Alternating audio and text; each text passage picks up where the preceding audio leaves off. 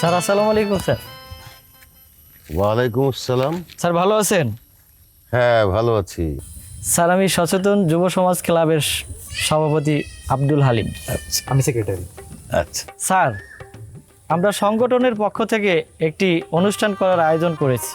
সেই অনুষ্ঠানের মুখ্য বিষয় হলো সন্তানের প্রতি নজর রাখুন, সুস্থ সুন্দর সমাজ গড়ুন। বাহ, খুব চমৎকার বিষয়। সেই অনুষ্ঠানের প্রধান অতিথি হিসাবে আপনাকে রাখতে চাচ্ছি স্যার। তাই নাকি? খুব খুশি হলাম। এই ধরনের অনুষ্ঠানই তো আমাদের বেশি বেশি হওয়া দরকার। সমাজ ব্যবস্থাকে একটা সচেতন করে তোলা দরকার। স্যার আপনি জানেন তো একটা অনুষ্ঠান করতে গেলে প্রায় 70-80 হাজার টাকা খরচ হয়। যেহেতু আপনাকে আমরা প্রধান অতিথি করব স্যার, আপনি প্রধান অতিথি হিসাবে 50,000 টাকা স্যার আমাদেরকে দিন, বাকিটা অন্যর কাছ থেকে। এই থামো, তুমি তো চিটার, চান্দাবাজ। চান্দাবাজি করো সচেতন সমাজ। হ্যাঁ, এইসব গাল ভরা ভুলির আড়ালে তোমরা সন্ত্রাস করতেছো, চান্দাবাজি করতেছো। এই ছেলে, তুমি মোবারকের ছেলে না? তুমি তো তোমার বউকে পিটাও, তোমার বাপ মা সহ বউকে পিটাও যৌতুকের জন্য। তোমরা আসছো সমাজ সচেতন করতে। যত সব ফাজিল কোথাকার, তোমরাই সমাজের কীট, সমাজটাকে ধ্বংস করতেছো। আরে বাবা, এই ধরনের অনুষ্ঠান করতে কোনো টাকাই লাগে না, আর তুমি আসছো চান্দাবাজি করতে। যাও, সামনে থেকে যাও, যাও। এই আলিম ভাই, আপনারা বলছিলাম না এনার কাছে আসতে না, এনে খালি জ্ঞান দেয়। এত জ্ঞান শোনার টাইম আছে? এই যাও সামনে থেকে। সন্ত্রাসী চান্দাবাজ আসছে সচেতন যুব সমাজ ক্লাব। ফাজিলের ফাজিল।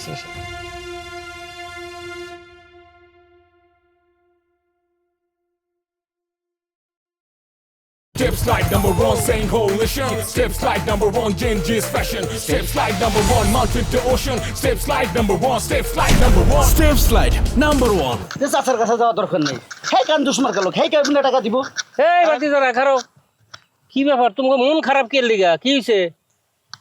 চাচা, আপনি তো জানেন সচেতন যুব সমাজ নামে একটা ক্লাব আছে আমাদের। হ্যাঁ, সেই ক্লাবের একটা অনুষ্ঠান আমরা করার প্ল্যান করছিলাম। আচ্ছা। সেই প্ল্যান নিয়ে আমরা গেছিলাম ওই শফিক চাচার কাছে। তার কথাবার্তা শুই না মন মেজাজটাই খারাপ হয়ে গেছে। সবজি মাস্টার কি কয়? আরে কাকা কি কয় জানেন না? এই হালিম বাড়ি 100 বার না করছি যে হার কাছে যায় না। হার কাছে কয় টাকা আছে? হার ফুলা কয় টাকা বেতন পায়? কয় টাকা দিব আমাকে কোন তো?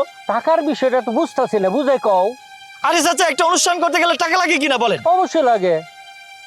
একটা অনুষ্ঠান করতে গেলে 70-80 হাজার টাকা লাগে কিনা? 70-80 হাজার না, তার চেয়ে বেশি লাগে। যদি গর্জিয়াস করে অনুষ্ঠান করতে চাও তাহলে তো লাখ টাকার উপরে লাগবো। এই যে চাচা দেখেন, আপনি কত সুন্দর বুঝলেন, অথচ তারে আমরা বললাম যে আপনাকে আমরা চিফ গেস্ট বানাবো।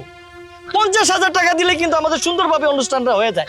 এই 50,000 টাকার কথা শুনে সে আমাদেরকে যে অপমানটা করলো, মাথাটাই গরম হয়ে গেল। অপমান করবো না তো কি করব? এই হ্যাঁ টাকা দিব করতে, কয় টাকা ইনকাম করে? হ্যাঁ, এই কথাটাই আমি কইছিলাম। কাকা, আপনি কি প্রধান অতিথি হবেন? এই আমার কথা কইতেছো কি লিগা? তুমি জায়গা মতন যাইতেছো না। শোনো, যদি চিফ গেস্ট করতে চাও, আমাকে আজগর ভাই আছে না?